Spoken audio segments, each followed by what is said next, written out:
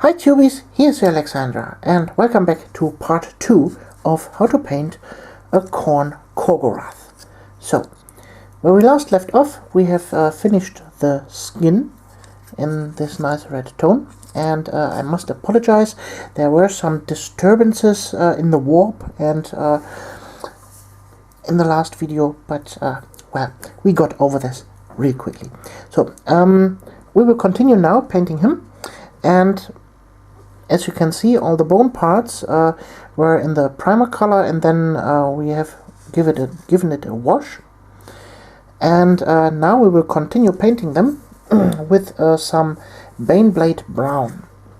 So if you don't have that color, if you prefer Vallejo colors, you can also use Vallejo model color Stone Gray. Don't be confused about the pot. I have changed them. I don't like the dropper bottles, but you can go for the number if you want to purchase this color.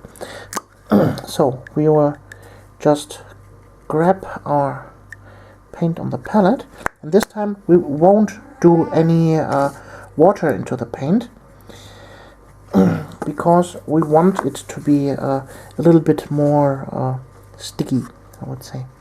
So, and we start with the bone parts, and we will leave the dark brown in the recesses. So, give it a nice coat, and my cat is a little bit annoying in the background. She wants some treats or something like that.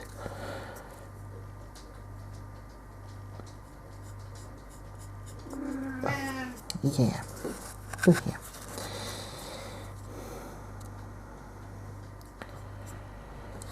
She won't let me finish my tutorials.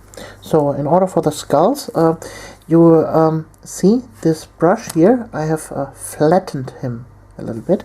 Just drag him out on a palette, turn it around, just like that. And then you see you get a nice flat brush. And with that, you can very easily go over the skulls, just like that, and you pick them out with that.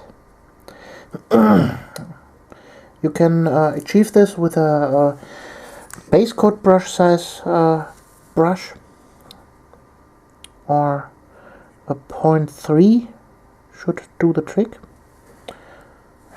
See, this is a 3 size brush, and that way you can really nice paint all the skull parts.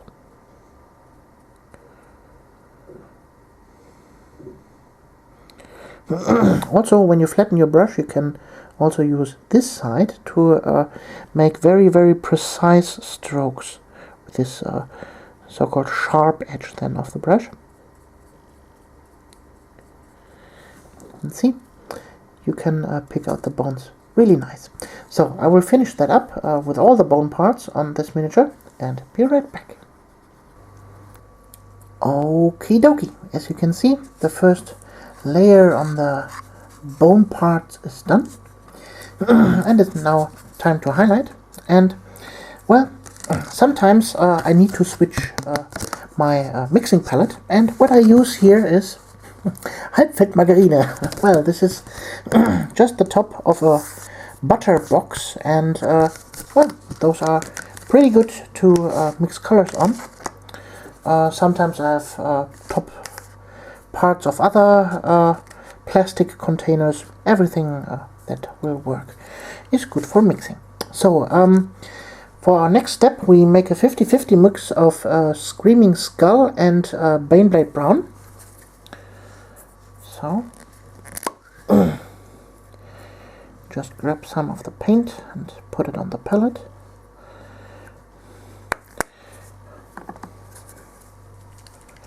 Don't forget to give it a good shake.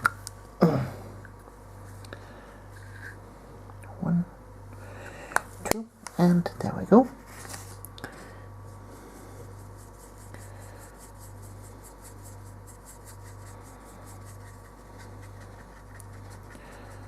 I think this is still not bright enough, so we will go for another sip of the Screaming Skull, and then adjust the amount of color on your brush, and then we start painting. Oops, there's a hair, a cat hair on my bristles that I don't want. So, and then we simply start highlighting those.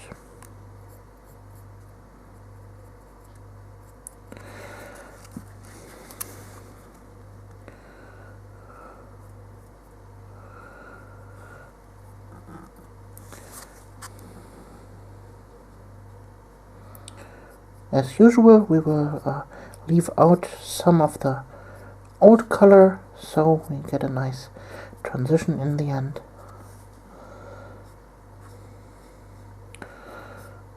Also, you can go over the stuff with the flat side of your brush to hit the risen parts, just like here.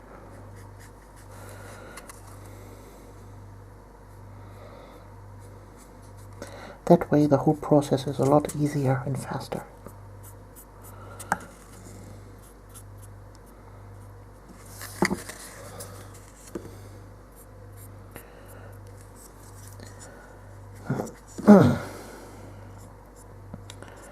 So, dum.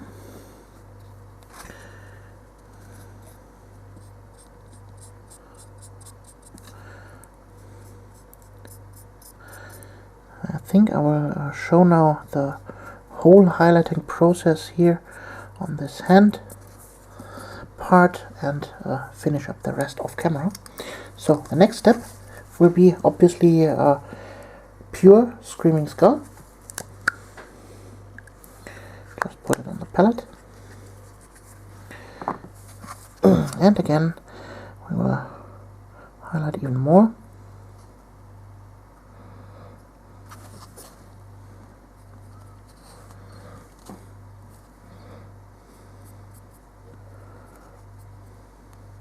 I hope the light is not too bright that you can't see where I'm actually highlighting. Oh, I can get rid of it a little bit. Maybe then you can see better.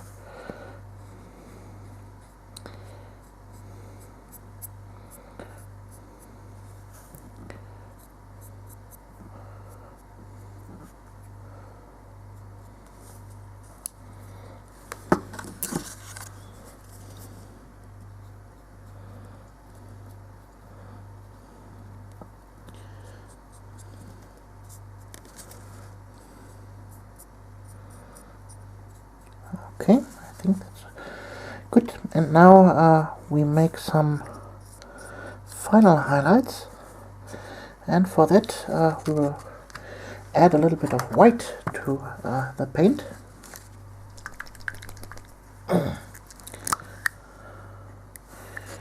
Just like that. And make it really shine here at the highest spots.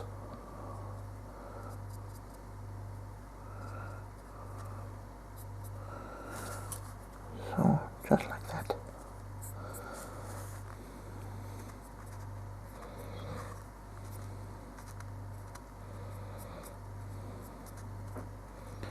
And there we go. All the bone is done. I will finish up the rest on the whole miniature and be back when this is done. Oakley dokley, as you can see, all the bone parts are now nice and bony. And now we paint here down there this leather stripes, and I was thinking about painting him in red, but actually the whole miniature is already red, so we need a little bit of contrast. And with all the bone parts in almost white, we need something really dark, and for that purpose I will paint now the leather parts of this thing in black. So, like usual, taking palette, and then we simply start painting.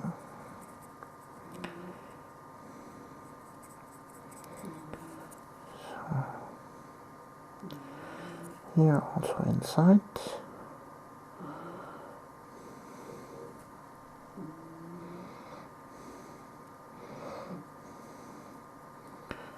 Well, I guess you get the point. I will finish that and be right back. So the black is done. As you can see, also I've painted this little rock here and the leather stripes all around. So now it is time we will paint this little scars that he has in his back, and also at the same time the tentacles on this arm. So for that we will use a purple, but we will make a more reddish purple. So we take purple on the palette and mix in a little bit of corn red, just like that. There we go.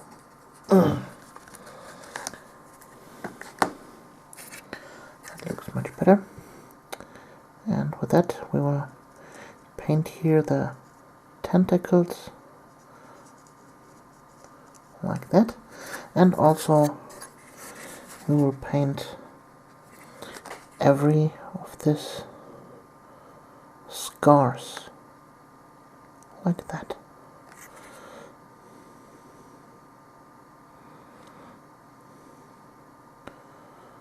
So,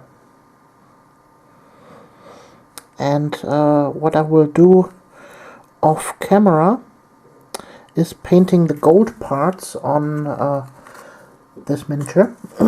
If you want to see how to paint gold, then I would suggest you watch the video from before, the how to paint the Bloodstoker. There I explain how to paint gold.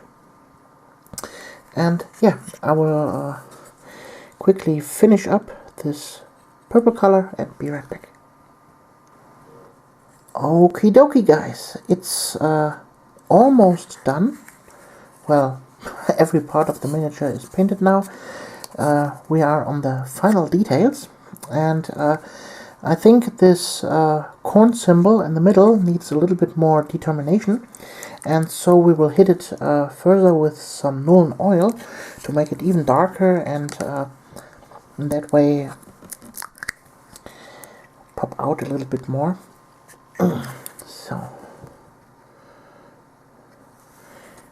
be careful to not hit the other parts too heavy with it.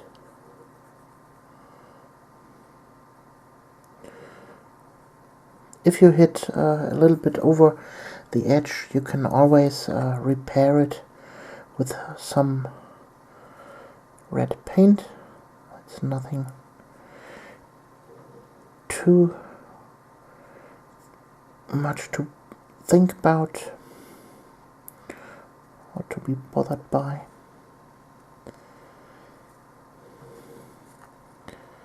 So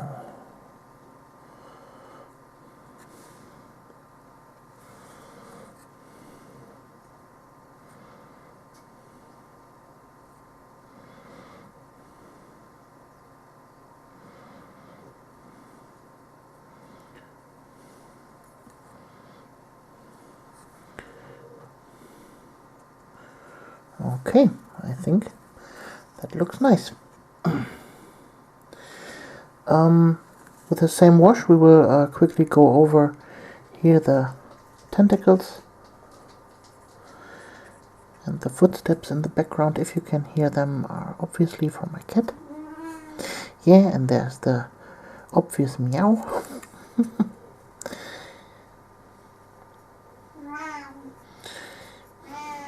Yeah, and there is the commentary from Lily. I hope you listen to her, because she's very wise, and she knows what she is talking about. So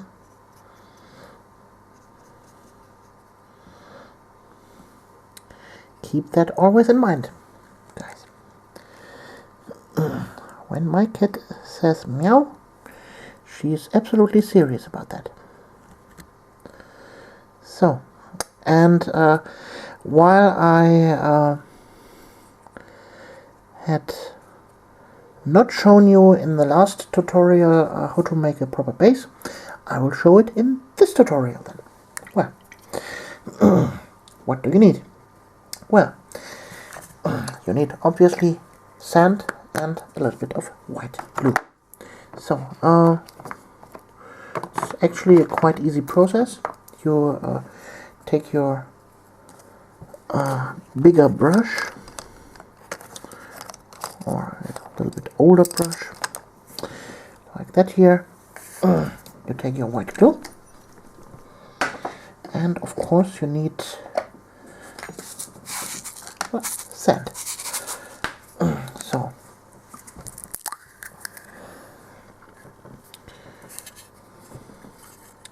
then you simply cover the whole base in white glue.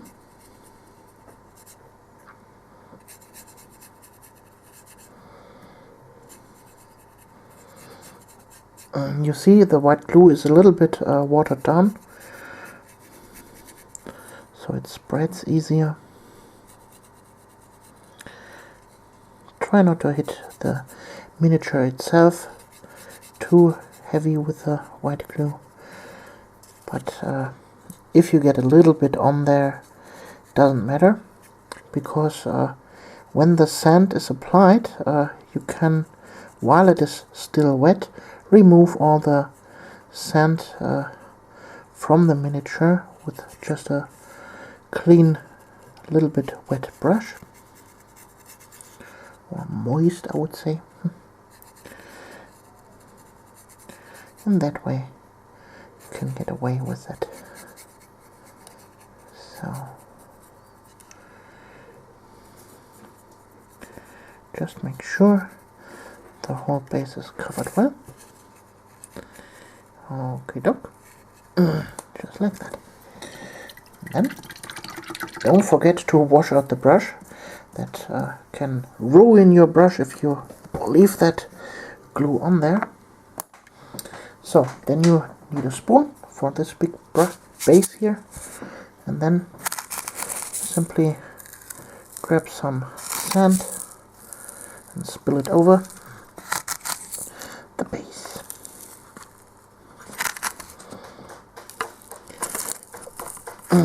While you're at it, remove all the hairs that might have floated there by your cat or dog or whatever pet you might have. And if you don't have a pet, why? Because having pets is awesome.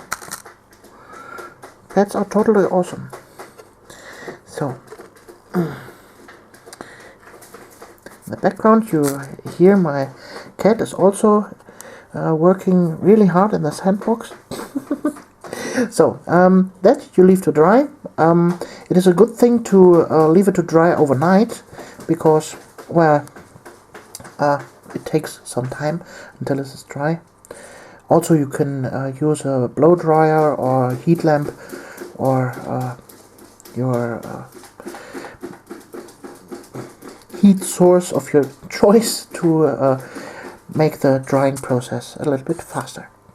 But other than that, we leave that now to dry, and I am back when this is all dry. With the wonderful powers of YouTube editing, the base is now dry, and next step we will use Nuln Oil again. I will make this a gray base with some grass tufts on it. If you want to have a brown base, obviously don't use Nuln Oil, use a brown wash for that. But just simply cover the base in wash. Why I'm not using normal color for this? Well, if you use normal color, it will obscure the detail of the sand, and it wouldn't look quite good. So, and what kind of sand I'm using here? You see there are some bigger pieces in there, here and there, and some colored ones. This is actually a mix out of playground sand, then a little bit bird cage sand, and some gravel, some colored gravel, sorry for that, I have found at a dollar store. So this is a nice mix for bases. It has a really nice texture. The problem with pre-bought sand is, for example, GW sand or from other manufacturers, is that the grain of the sand is always the same, and this looks very unnatural in my opinion. So I prefer a mixture of several versions.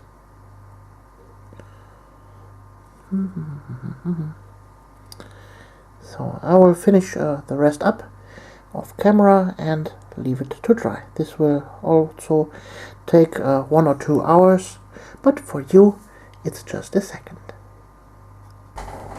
And yet again, through the powers of editing, this is completely dry now. So quickly coat on the side of the base. I will use here Rhinox hide for this. It's a nice dark brown color. And don't worry if it is a little bit cloudy. This is just the first coat, so make it thin. It's always good to have the base side covered in 2 coats. And yeah, that was my handy. In the background, someone sent me some kind of message. So I will finish that quickly here and be right back. So, see you in a second. So, the edge of the base is dry, and now it's time for highlighting the sand. I use some Eshin Gray for that. Just take some on a palette and wipe off a little bit, and then you're simply dry brushing the surface. Just like that. I know you can't see that very well yet, but we will get there with the next coat.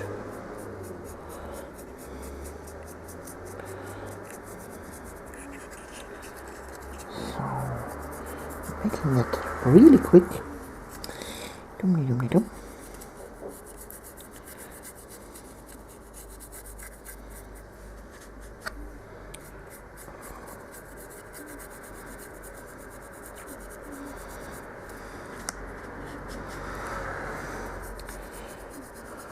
And there we go.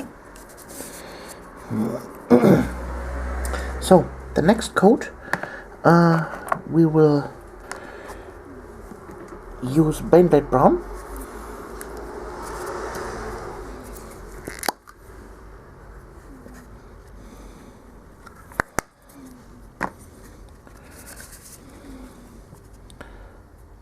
So, and there you go, you see now how the sand pops right out.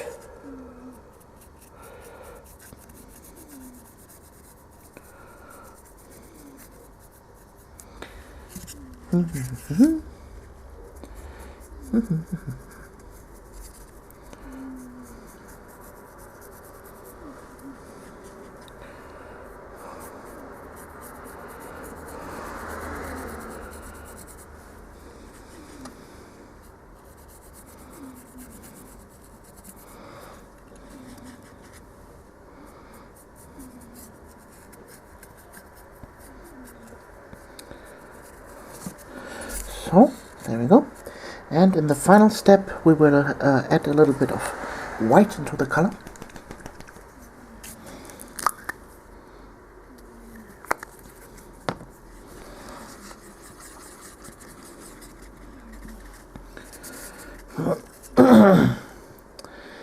And then we hit here and there a few spots, not everywhere. Here and there, not everywhere.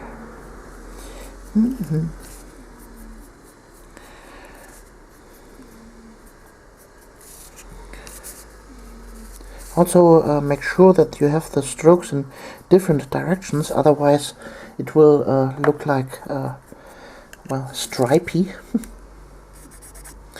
Okay, there we go. So with the same color, we can simply hit here this little rock real quickly.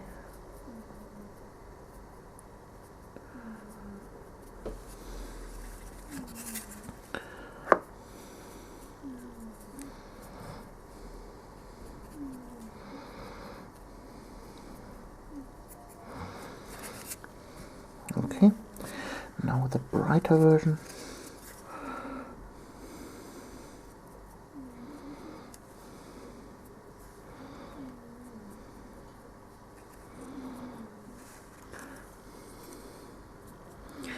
Okay, be right back. So it's time to hit the final highlights, or the final details.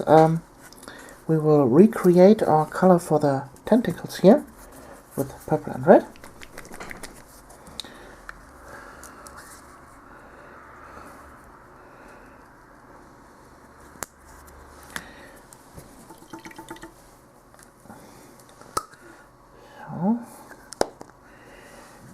So,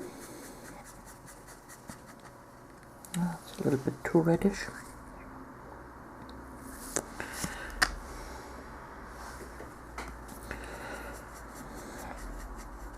There we go. And with that, we will quickly hit here the top part of the tentacles. Quickly going over it, just like that.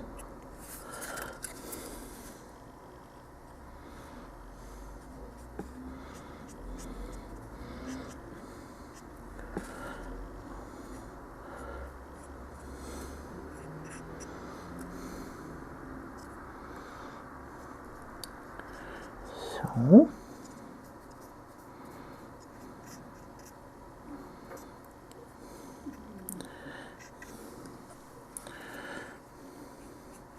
and now we take some Emperor's Children into the color. Just a tiny little bit.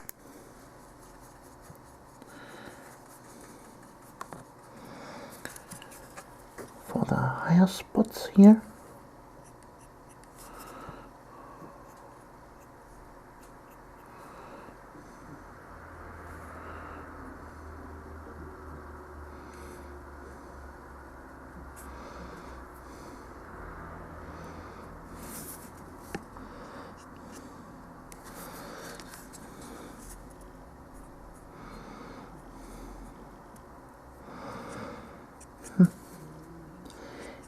Yeah, like that.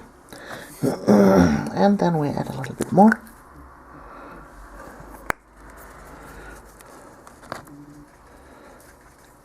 And that we will hit on the inside here.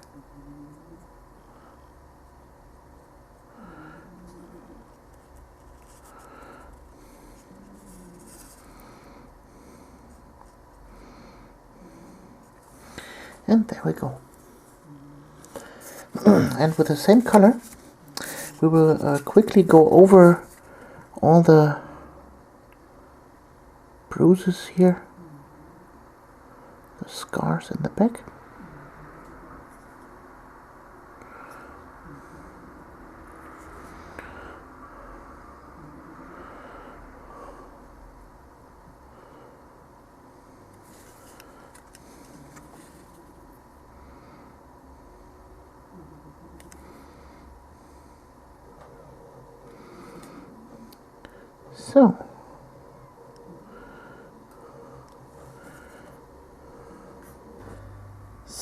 Sorry for the abrupt cut in the last part where I painted here the scars. Well, my SD card was full all of a sudden, and I talked and talked and talked and talked until I finally noticed it. So, what I've done while talking, I have highlighted a little bit here this leather straps with a little bit of gray, but that's all. And then I talked a little bit about the bases, but we will do that now. So I have prepared here 3 little grass tufts from GW for the base, and we need some white glue for that.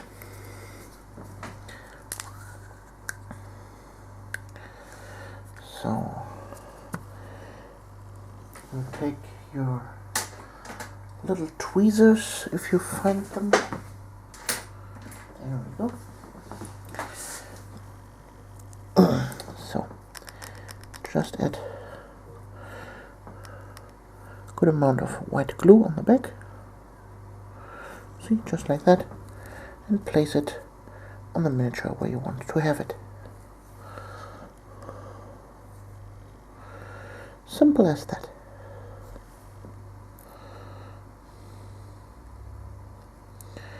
Press it on a little bit. There's the underground a little bit rough. Okay.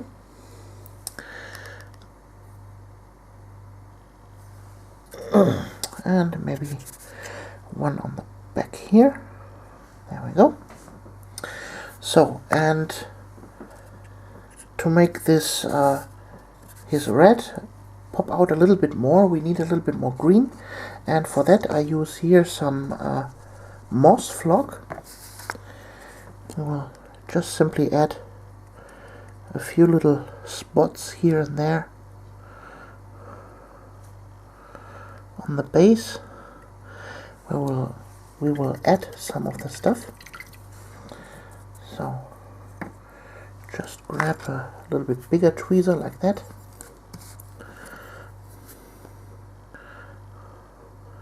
Then we simply drop off some of this stuff. Press it on a little bit.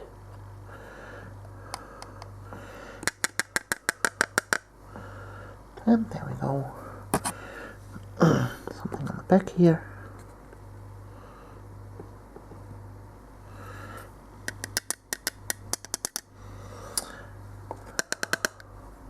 And voila.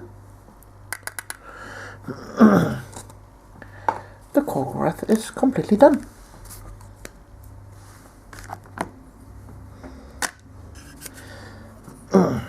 Ta-da!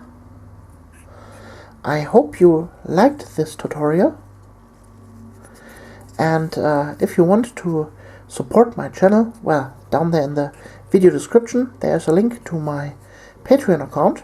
If you would like, you can follow me there and support me in any way you can, from even $1 to whatever you want to spend. It's totally up to you. And also down there in the video description is my Facebook page, if you want to follow me there for news updates and all that kind of stuff, sneak peek pictures, work in progress pictures, and something along that line. So I hope you liked this tutorial, and we see us in the next video. Your Alexandra.